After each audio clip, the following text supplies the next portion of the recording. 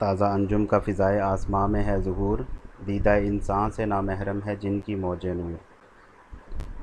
تو شاعر کیا کہتے ہیں جی، اس کو آپ لکھیں گے جی کہ شاعر مشرق علامہ محمد اقبال امت مسلمہ کی عظیم بیٹی فاطمہ بنت عبداللہ کو خراج تحسین پیش کرتے ہوئے کہتے ہیں کہ اللہ تعالیٰ نے، یہ دیکھیں بیٹے، شاعر نے یہاں پر اس بات ذہن میں رکھے کہ شاعر نے اپنی چشم تخیل سے اس بات کو دیکھا ہے، ٹھیک ہے۔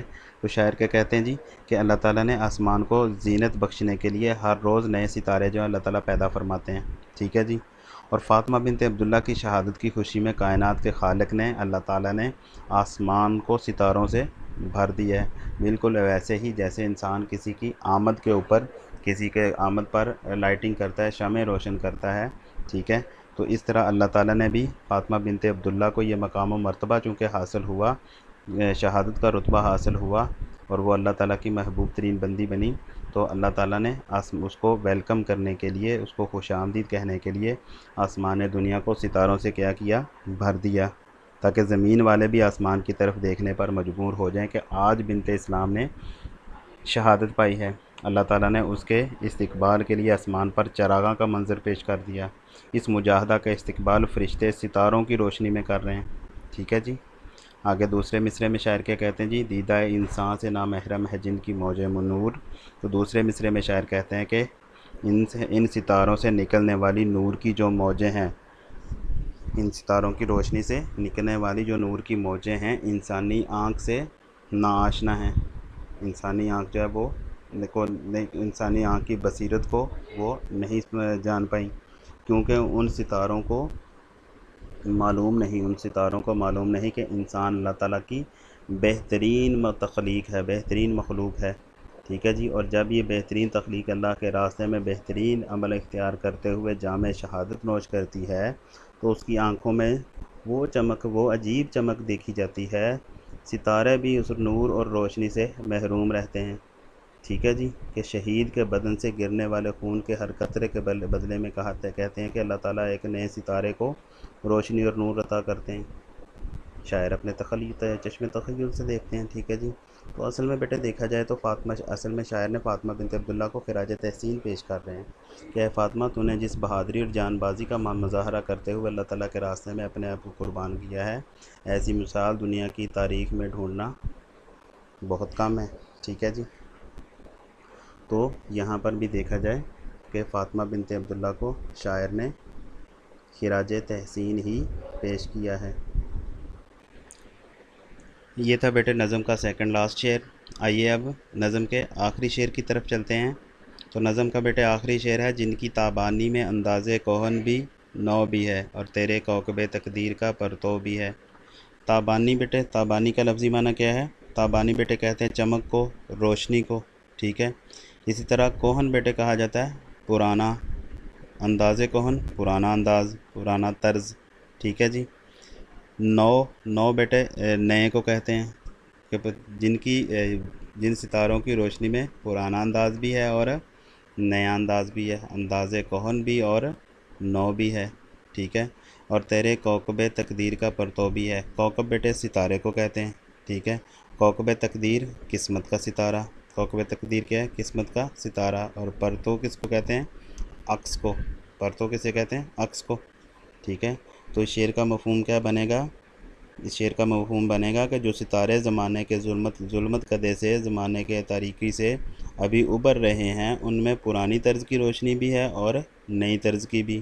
ان میں تیری قسمت کے ستارے کا عکس بھی موجود ہے کہ ان ستاروں کی چمک دمک میں نیا اور پرانا دونوں طرح کا انداز پایا جاتا ہے، اور اسی طرح تیری تقدیر کے روشن ستاروں کا عکس بھی ان میں کیا ہے؟ شامل ہے، ٹھیک ہے جی۔ یہ تھے بیٹے مشکل الفاظ کے اس شعر کے معانی اور اس کا مفہوم۔ اس کی تشریح بیٹے کیسے کریں گے؟ تو اس کی تشریح سے قبل یہ بات بیٹے ذہن میں رکھے کہ نظم کا جو یہ شعر ہے یہ پچھلے شعر سے جڑا ہوا ہے۔ نظم کا یہ شعر پچھلے شعر کے ساتھ اس کا تعلق ہے۔ تو علامہ محمد اقبال کہتے ہیں کہ فاطمہ کی شہادت کی وجہ سے لوگوں میں جذبہ حریت بیدار ہوا۔ فاطمہ نے ان بزرگ ہستیوں کی قربانیوں کی لاج رکھی جنہوں نے مسلمانوں کو غلامی کی زنجیروں سے رہائی دلانے کے لیے اپنی جانیں قربان کی۔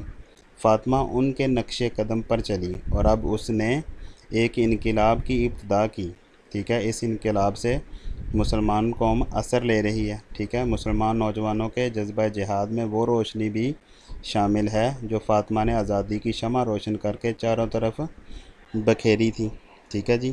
تو اس شعر کی تشریح کے اندر آپ یہ بات ذہن رکھیں کہ اس کا تعلق پچھلے شعر کے ساتھ بھی ہے۔ تو شاعر مشرق علامہ محمد اقبال امت مسلمہ کی عظیم بیٹی کو خراج تحسین پیش کرتے ہوئے کہتے ہیں کہ اے فاطمہ بنت عبداللہ، تیری ادائے شہادت کو بارگاہ الہی میں مقبولیت حاصل ہو گئی ہے۔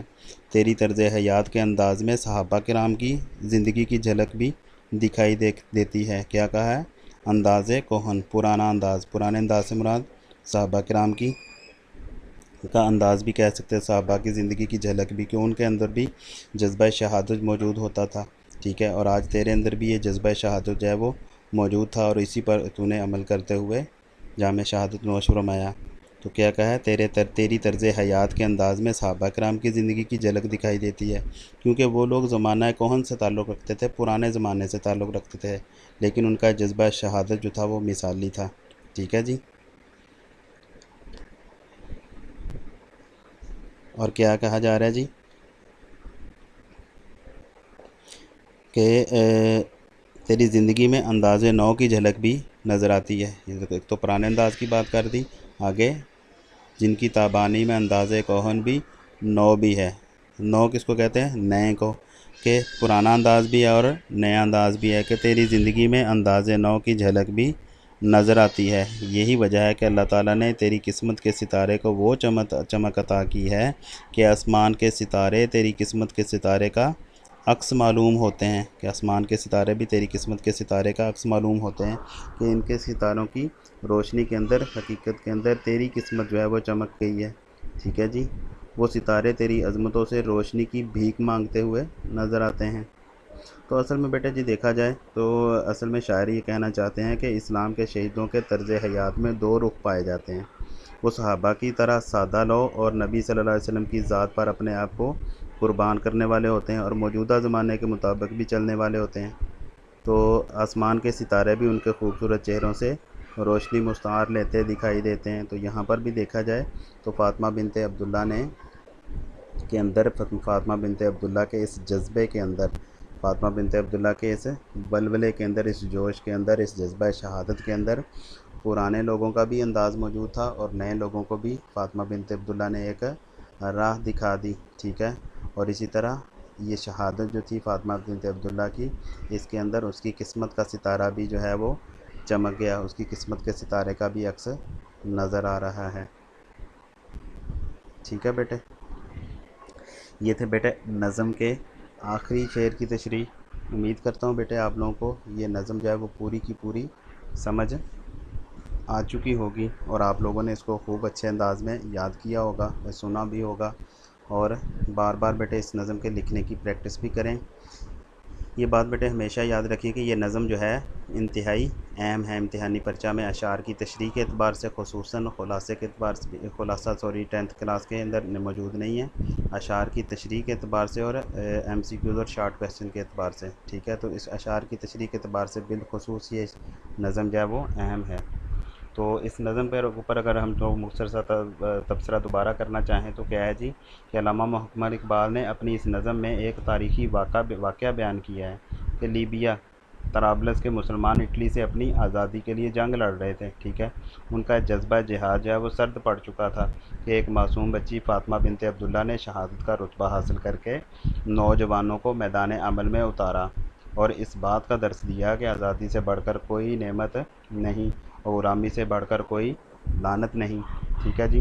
تو علامہ اقبال نے بڑے ہی عمدہ الفاظ میں اور تراکیب کا استعمال کرتے ہوئے نظم کو اثر آفرین بنا دیا، ٹھیک ہے جی۔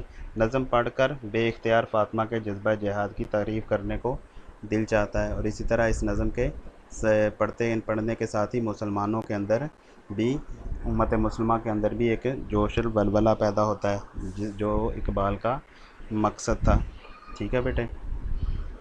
تو یہ تھی بیٹے نظم کے اشعار کی تشریح، ریڈنگ، سب کچھ بیٹے آپ لوگوں نے سنا سمجھا، اس کو بیٹے اچھے انداز میں یاد بھی کیجئے اور لکھنے کی پریکٹس بھی کیجئے۔ آئیے اب اس نظم کی ایکسرسائز کی طرف چلتے ہیں۔